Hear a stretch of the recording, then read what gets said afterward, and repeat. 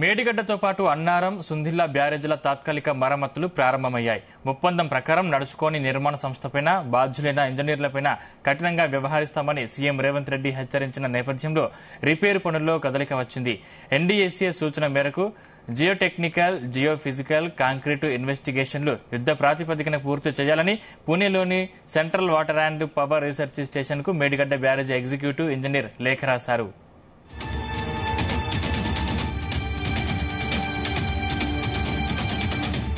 గతేడాది అక్టోబర్లో మేడిగడ్డ బ్యారేజీలోని 7వ బ్లాక్లో పియర్స్ కుంగి గేట్లు దెబ్బతిన్నాయి. అన్నారం, సుందిళ్ల బ్యారేజీల్లోనూ సీపేజీలు ఏర్పడ్డాయి.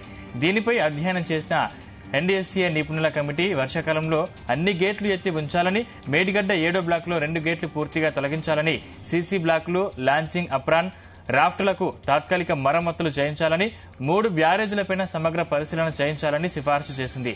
ఇవన్నీ చేసిన బ్యారేజీల స్ట్రక్చర్పై వరద ప్రభావం ఎలా ఉంటుందో చెప్పలేమంది. డిఫెక్టివ్ లయబిలిటీ పీరియడ్ ముగిసినందున మరమ్మతుల బాధ్యత తమది కాదని, మరో కాంట్రాక్టు చేసుకుంటేనే పనులు ప్రారంభిస్తామని నిర్మాణ సంస్థ ఎల్&టీ తెలిపింది.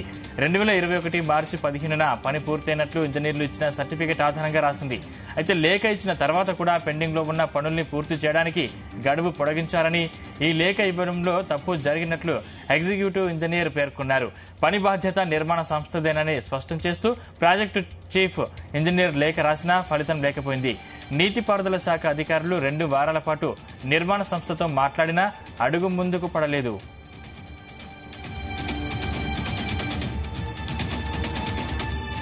డిజైన్, ఎగ్జిక్యూషన్, నిర్వహణ, క్వాలిటీ కంట్రోల్ ఇలా అన్నింటిలోనూ వైఫల్యం జరిగిందని అధికారులు గుర్తించారు. పని పూర్తయినట్లు ధృవపత్రం ఇచ్చాక కూడా పెండింగ్ పనులను పూర్తి చేయడానికి గడువు పొడిగించారంటే కాంట్రాక్టు మనుగడలో ఉన్నట్లేనని తెలిపారు. బాధ్యులైన ఇంజనీర్లపై నిర్మాణ సంస్థపైన కఠిన చర్యలు తీసుకోవాలని ఆదేశించారు. ఈ నేపథ్యంలోనే పనులు ప్రారంభమయ్యాయి. అయితే గ్రౌంటింగ్ ఎలా చేయాలో డిజైన్ ఇంజనీర్లు చెప్పాలని, సీసీ బ్లాక్లను హడావుడిగా వస్తే మళ్లీ కొట్టుకుపోతాయని నిర్మాణ సంస్థ అభిప్రాయపడినట్లు తెలిసింది. వరద ప్రవాహ వేగం డ్యాం డిజైన్ చేసినప్పుడు వేసిన అంచనా కంటే ఎక్కువగా ఉన్నట్లు ఎన్డీఏసీ కూడా గుర్తించింది.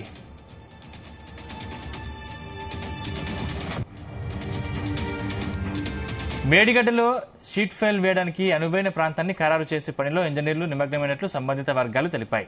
మరోవైపు జియో ఫిజికల్, జియో టెక్నికల్ ఇన్వెస్టిగేషన్లతో పాటు పునాదులు, బ్యారేజీ స్ట్రక్చర్ పరిస్థితిని తెలుసుకునేందుకు కాంక్రీట్ స్ట్రక్చర్ ఇన్వెస్టిగేషన్ కు అధిక ప్రాధాన్యం ఇవ్వనున్నారు.